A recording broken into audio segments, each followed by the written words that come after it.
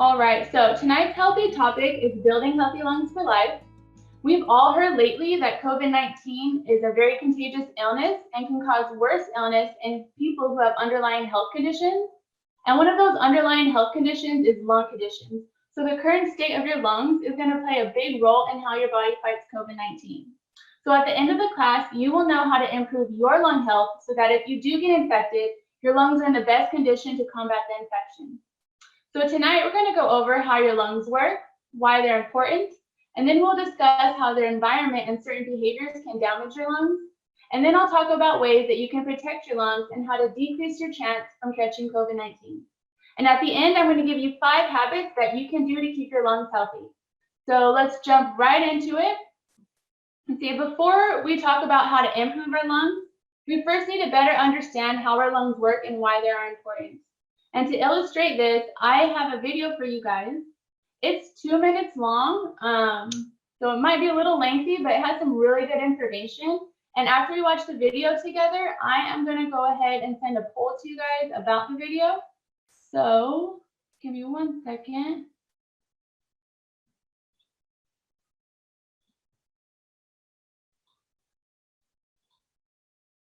Okay, so here we go.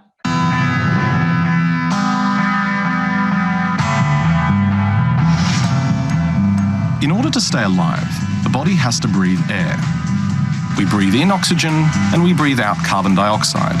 This process is known as respiration. Breathing happens automatically.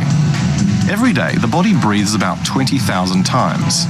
By the time we reach 70 years old, that's about 600 million breaths. All of this breathing occurs because of the respiratory system, which includes the nose, throat, voice box, windpipe, and lungs. At the top of the respiratory system, the nostrils bring air into the nose, where it's filtered, warmed, and moistened.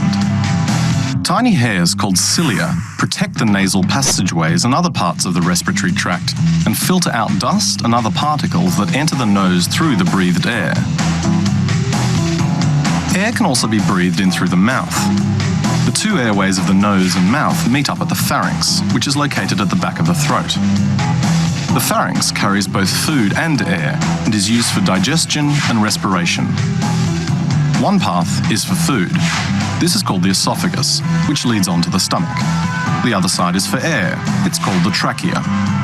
A small flap of tissue, called the epiglottis, covers the air-only passage when we swallow. This stops food and liquid from going into the lungs. The larynx, or voice box, is located at the top of the trachea, the air-only pipe. This is where our vocal cords are. The trachea, or windpipe, which is a 2 to 3 centimetre tube, then extends downwards from the bottom of the larynx for about 12 centimetres. The walls of the windpipe are made strong by stiff rings of cartilage that keep it open. The trachea is also lined with tiny hairs. They sweep foreign particles and fluids out of the airway, keeping them from entering the lungs. The windpipe divides into 2 branches, and each one of these enters one of the 2 lungs of the body. Each branch resembles the limbs of a tree, dividing into smaller, finer branches called bronchioles. The bronchioles end in tiny air sacs called alveoli, which look a bit like grapes. These structures enable fresh air to get to the air sacs, which are surrounded by tiny blood vessels, or capillaries. The oxygen passes through these air sacs and travels through the capillary walls into the bloodstream. At the same time, carbon dioxide transfers from the bloodstream into the air sacs, where it gets breathed out of the body. When we exercise, the body needs more oxygen to feed the muscles as they work harder. The body responds. Okay, so I hope you guys liked that video. Now I'm going to send you guys a poll and we'll go over it together. So here we go.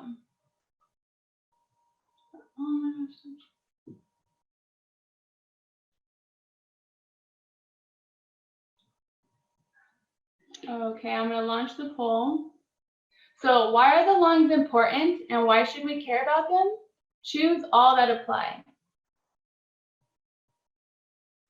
So go ahead, I'll give you guys a few seconds to answer.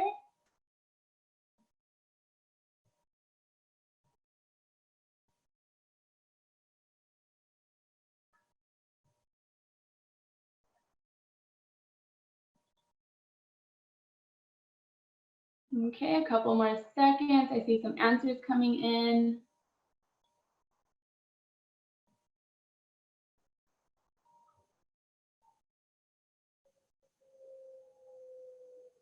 All right.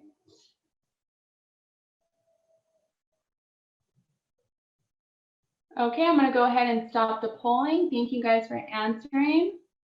All right, so you guys got them all correct. Good job. So we're going to go over them real quick. The poll says, why are the lungs important and why should we care about them? Choose all that apply. So the first one says they keep us alive. Yes, they do, and that's because they help us breathe. We need to breathe to stay alive. They remove harmful waste from the body. So we watched in the video that they remove carbon dioxide from the body, which is good because if we let carbon dioxide stay in the body, it has the potential to kill us. So it's very important that we exhale that out. No one chose that we digest the food we eat. That's good. The lungs have nothing to do with the digestion of the food. The next one says, taking care of your lungs now will help you avoid problems later on in life. And that is true, so that one's correct. And certain damages to the lungs are irreversible. That one is also correct. The lungs distribute oxygen to all the cells in the body. And that one is correct. And it's important because without oxygen, the body cells would die. So everyone got that one. Great job. And then let's see, the lungs are not a vital organ. That one is not correct because the lungs are a vital organ and we cannot live without them. So good job. Thank you guys for answering those questions. So ultimately, we want clean lungs. We want our airways to be open so oxygen can easily get in and carbon dioxide can easily get out. So to keep our lungs clean and performing their best, you need to pay attention to what you breathe in because whatever you breathe in will go into your lungs. If it's a harmful chemical or an irritant, then it will cause inflammation in the lungs. Now we hear the word inflammation a lot these days, and it's important we understand what it means. So I'm going to briefly explain it with you guys. So let's see. So when your body is harmed or invaded or damaged in some way, your body will send extra resources there to help heal that area. And those resources get transported there by blood. So have you guys ever noticed when you cut yourself or you bump your head, it gets red right away and swollen. And that's because your body's like, hey, we have a spill on aisle 3, send a crew to fix it. So a big surge of blood gets sent to the area to try to fix the problem. And that's why we call it inflamed, because it's big, it's swollen, it's inflamed. So when we breathe in harmful chemicals, our body's going to react like, hey, we know these chemicals are not supposed to be here, so call in the crew to clean this up. And then boom, we have inflammation in the lungs. The problem about having inflammation in the lungs is that the swelling in the airways will make it hard to breathe, as we can see in this picture right here. And the other problem is that inflammation over a long period of time will cause tissue damage and can lead to lung disease. So your lungs are designed to take in air, and that's it. So to protect our lungs from inflammation, we need to avoid indoor and outdoor pollutants. Excuse me. Okay. So let's see, we spend most of our time indoors, and studies show that our indoor air is 5 times more polluted than our outside air. And that's because the air inside is confined, there's no circulation, and we also use a lot of products inside that are going to affect our air quality. I have a quick picture I'm going to share with you guys that shows examples of where indoor air pollution can come from. So I just wanted to point, if you're on a mobile device, you guys can screenshot this for your own reference. But I would like to point out that we have in the living room, something that could cause indoor pollution could be dust, allergens, secondhand smoke, pet dander, your carpets. In the bathroom, it could be excess humidity, personal hygiene products like aerosol sprays or mold. And then it could even be household cleaners or paint and chemicals, something like that. So this is a good list of things that could be causing pollution in your home. Okay. So we have better control over our indoor air quality than our outdoor air quality.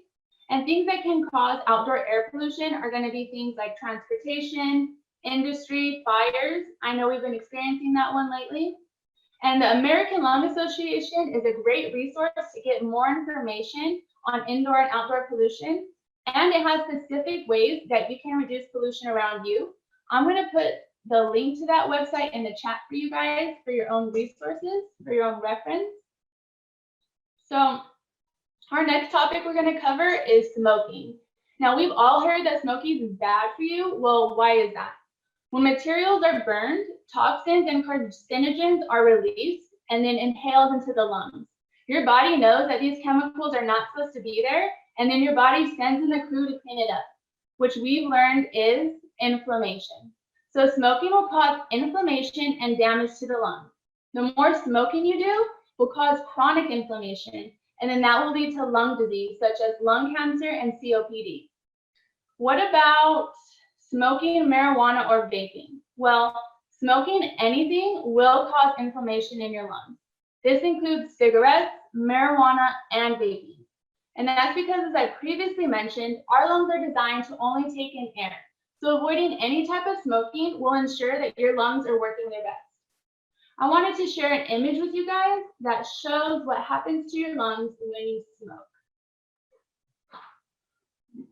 So we can see here the healthy lung, and then we can see here a lung of someone that has been a smoker, and we can visibly see the difference. Now over here we can see this is a lung tissue, and we can see the black tar and the black chemical deposits. This is just buildup from smoking. And over here is a healthy lung compared to a tar-filled lung. So I know we've heard smoking is bad our whole life, and now we can see the visible effects of what it can do inside our body. All right, so the next topic we're going to talk about is the next step in protecting your lungs is to prevent infections, such as colds, flus, and now COVID-19. And that's because these viruses are respiratory viruses, meaning they invade your respiratory system and will affect how you breathe. If a virus gets into your lungs, what do you think is going to happen? If you get inflammation, you're right. The body will send all of its resources to the lungs to fight the virus, making it hard to breathe. And people with pre-existing lung conditions, such as asthma and COPD, are at high risk for complications if they get infected. So if you have a pre-existing lung condition, make sure to regularly see your healthcare provider for preventative treatment. Also, if you experience difficulty breathing or you're concerned with the condition of your lungs, talk to your healthcare provider. Now we're going to go over the CDC guidelines on how to protect yourself from getting infected. So you first want to stay at least 6 feet away from people. Cover your cough or sneeze with a tissue. When you're in public, wear a mask over your mouth or nose. Do not try not to touch your face, your eyes, your nose, and mouth. Clean and disinfect frequently touched objects and surfaces. Stay home when you're sick and wash your hands often. So those are the CDC guidelines to protect yourself from illness. All right, so we're going to go ahead. I'm going to send you guys another poll. And now this poll is going to say, how can you improve your lung health? So go ahead and choose all that applies. So go ahead and choose anything that you would think that could improve your lung health. I'll give you guys a couple seconds to answer.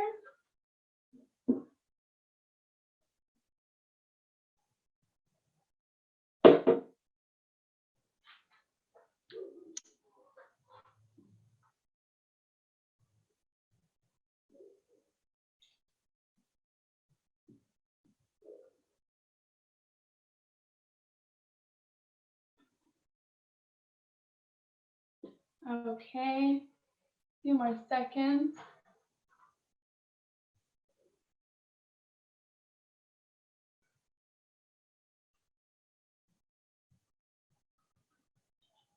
Okay, I see a few more people are answering.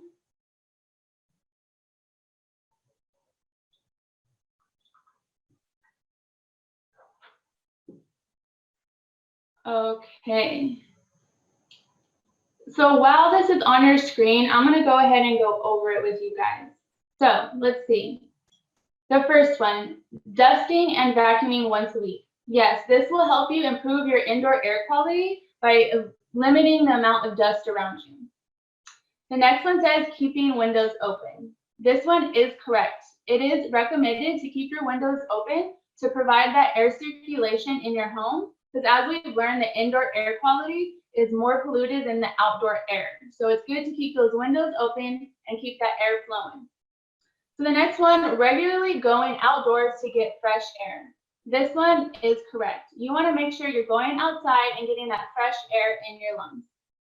The next one says avoiding synthetic air fresheners. This one is also correct. We want to avoid synthetic air fresheners, and that's because, like I mentioned, our lungs are designed to take in only air. So when we take in things like, big scented candles or Febreze or things like that, those are very heavily processed and concentrated with chemicals, and that's going to go into our lungs. And when they get into our lungs, it will cause inflammation and affect the way we breathe. So we want to avoid using that. My recommendation is using an air freshener such as an essential oil base or a natural based air freshener. The next one says taking a deep breath after spraying hairspray. That one is not correct. And as we've learned, we want to avoid breathing in those aerosol sprays. And that's because we already talked about that our lungs are only designed to take in air. So we would not want to do that. And if you spray something like that, just go ahead and spray it, hold your breath, and then run out of the room and let it disperse before taking in those deep breaths. Drink more water. That one is also correct. By drinking more water, you will improve your lung function. And this one's just overall a good, healthy thing to do for your body. Using natural cleaning products. This one is also correct. We want to use more natural cleaning products. And nowadays you can find such products on Amazon very easily, or you can even go to like health food stores. I've even seen natural cleaning products at stores like Ralph's. So they are out there for you guys. The next one says always breathing through your mouth. This one is not correct. We want to avoid breathing through our mouth most of the time. And I know this is hard because I experienced this. But breathing through your nose is actually going to act as a filter, and it will filter the air for you. But when you breathe through your mouth, you're missing that filtration. So it's good to practice breathing through your nose more than your mouth. The next one's a fun one and one of my favorites, and that's adding indoor plants to your home. Plants are natural air filters, and they will clean the air for you. So this is a fun one to add inside your home. So thank you guys for your participation on that poll. All right, so to wrap everything up, I'm going to give you guys 5 lifelong habits to keep your lungs healthy and working their best for life. So I'm going to share with you guys those, and we will go over them. So the first one, reduce your exposure to pollutants. Yes, as we've learned, that's a great thing to do to improve your lung health. Stop smoking. We've heard this one our whole life and never gets old because smoking is really detrimental to your health. So it's best to just stop doing it. And also, if you need extra support to quit smoking, CVMG is now offering smoking cessation classes. So if you're interested in that, go ahead and talk to your healthcare provider at CVMG. The next one says exercise regularly. Exercising will improve your lung health because it cleans them, it detoxifies them, and it strengthens them. So exercising is a huge one, and not only for your lung health, but all for your overall health. Exercising is so important, and I want to dedicate a whole class on exercise and getting active. So if you guys would be interested in that, go ahead and let me know in the chat. The next one says avoid infections. Now this one is not easy to do all the time. It's hard. These are invisible little bugs that we cannot see. But following those CDC guidelines is a great way to lower your risk. The next one is to breathe deeply. Now this is a big one, and most of us only take shallow breaths. When you actually take a deep breath and expel all the air out, you will help your lungs to detox, and it will improve your lung capacity, and it will strengthen your lungs. So taking deep breaths is also a stress reliever, and it's a great exercise to start doing a few times a day. So those are going to be the 5 lifelong habits that you can do to improve your lung health. All right, so see here. So that was our lesson on lung health. I hope you guys have found some helpful information in that. I'm going to go ahead and open the Q&A. So if you guys have any questions you would like to ask, go ahead and enter in the Q&A, and I'll go ahead and answer a few for you guys.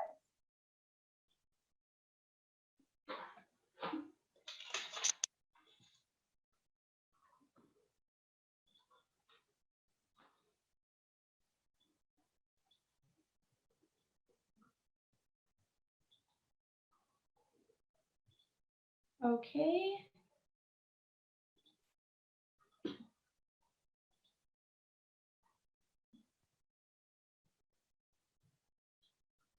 All right, so we have one question here, and it says, how do I know if the air quality is good outside? Now, you can find the quality of your air, your local air quality, by searching the air quality index. And you can find that if you just Google it. Sometimes they put it on the radio or they put it on the news. So you can go ahead and look that up for your local air quality index, and that's going to tell you how polluted the air is outside. And I know we've been having pretty polluted air lately because of all the fires. So if you were to look up the air quality index, it would be reflected in that number. All right, let's see. All right. So I have another question here, and it says, isn't marijuana natural compared to a cigarette? It is natural. A cigarette has more processed, it has more additives in it. The issue here is that when you burn anything, if you burn any type of material, it's going to create carcinogens and toxins are released. And then if you inhale that, it will cause inflammation in the lungs. So even though marijuana is a more natural substance, just by the process of burning it and inhaling it in your lungs is going to cause inflammation, and it will affect the way you breathe. Thank you for asking. That was a good question. Let's see. Someone asked, how do we know when the next class is? This is a great question. These classes will be held every last Wednesday of the month, and we'll be putting out a new link for every Wednesday, and you can find that at our website. I'll go ahead and paste our website in the chat for you guys. If you guys are interested, you guys can follow us on there, and we'll be posting up-to-date webinar topics and when they'll be and the link to join. Okay. Somebody asked, do I know any specific indoor plants? I don't. I wish I did. I wish I was more into that. But I do know my favorite plant is the snake plant. I don't know if that has any indoor air filtration, but if you go to Google, I know you can find a list because some plants are better at filtering the air than others. So a quick Google search will go ahead and answer your question for you. Okay. Well, it looks like that's all the questions we have. Thank you guys so much for your participation today. If you do not mind, I have one more poll for you guys. And it's anonymous. I think I forgot to mention that. These polls are anonymous, so you can go ahead and be truthful. Launch the poll. And this polling says, how helpful did you find this webinar? So go ahead and just take a real quick second to answer this. This will help me out. Okay, thank you guys so much for that one. All right, so if you guys need any extra support in your healthcare journey, remember that CVMG is here for you guys. So talk to your healthcare provider about your health concerns. We also have our diabetes education class and our freedom from smoking classes. And if you're interested in those, please talk to your healthcare provider at CVMG. I had a great time with you all. Next month's healthy topic is going to be stress management, and we'll be learning how to become stress resilient. I hope you will all be there. In the meantime, remember to take deep breaths a couple times a day and get regular exercise. Well, that's it. Thank you guys so much, and hope to see you all next month. Thank you. Bye.